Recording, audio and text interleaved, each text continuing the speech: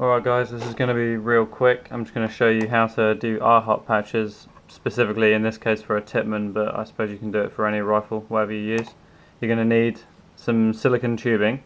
Make sure you get high temperature silicone tubing, otherwise it will biodegrade real fast. And I'll leave a link for that in the description. You're going to want your barrel, obviously. You're going to want some sort of little knife. I don't know what I've got here, but it's a bit like a Stanley blade. And you're going to want some ptfe tape, which is like thread tape, or you can use glue, but I would personally use this. Now, this is how I did it. You get your tubing and just cut off a small section of it. It doesn't have to be huge, just an inch maybe. Get rid of that. And then cut straight down it. So you can open it up like that. Okay. And lay it out flat on the table. And just cut down one side, make sure it's perfectly straight, just like this. So you get rid of that little bit there.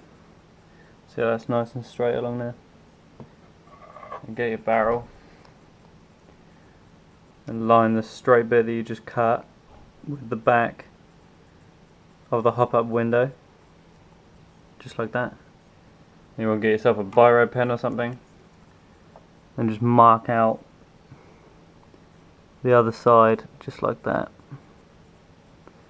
Then I'll get rid of the barrel,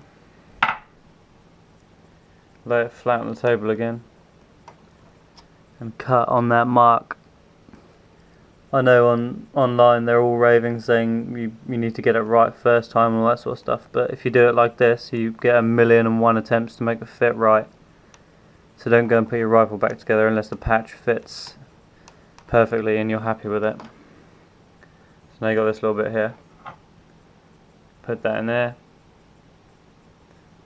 If you're happy with the way it fits in this direction, then you can go ahead and cut the sides.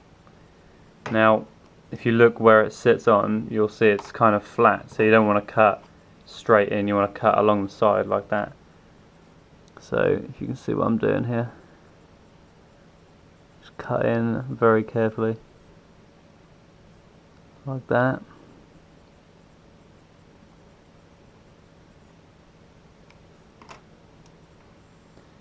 And that'll sit in there nicely. You want to flip it round. Do the same thing on the other side.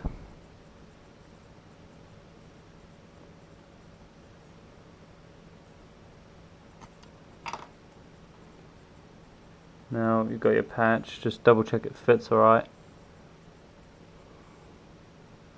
That seems to be pretty much perfect first time. Now any other tutorials will tell you to glue it in. I don't personally agree with that at all, because it's going to be, especially if you use super glue, it's going to be very hard to get out. And that is where the ptfe tape comes in, because it's extremely thin. I would go around that just maybe once or twice. It's going to be easy to get off if you need to. It's going to be easy to change.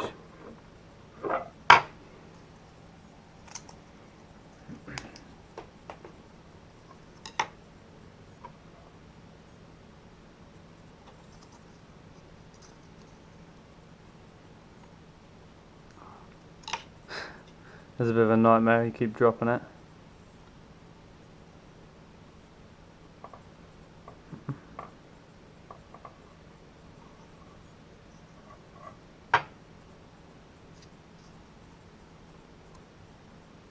This tape is a bit of a nightmare, just take your time.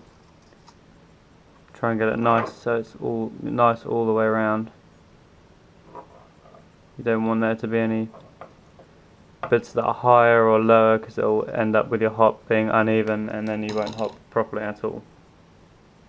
So there you go, that's with it wrapped around. That's ready for the bucking to go on. Now when you put your bucking on, remember to either use a straight bucking that you bought or to cut the nub out of the inside of the bucking. If you don't do this, then it's not going to R-hop properly at all. I will be doing a sugru R-hop. I don't know what they're like, to be honest. I will do one myself and then compare them. When I do that, I'll do a video of cutting out the bucking cutting out the nub in the bucking as well, just so you guys can see what that's like.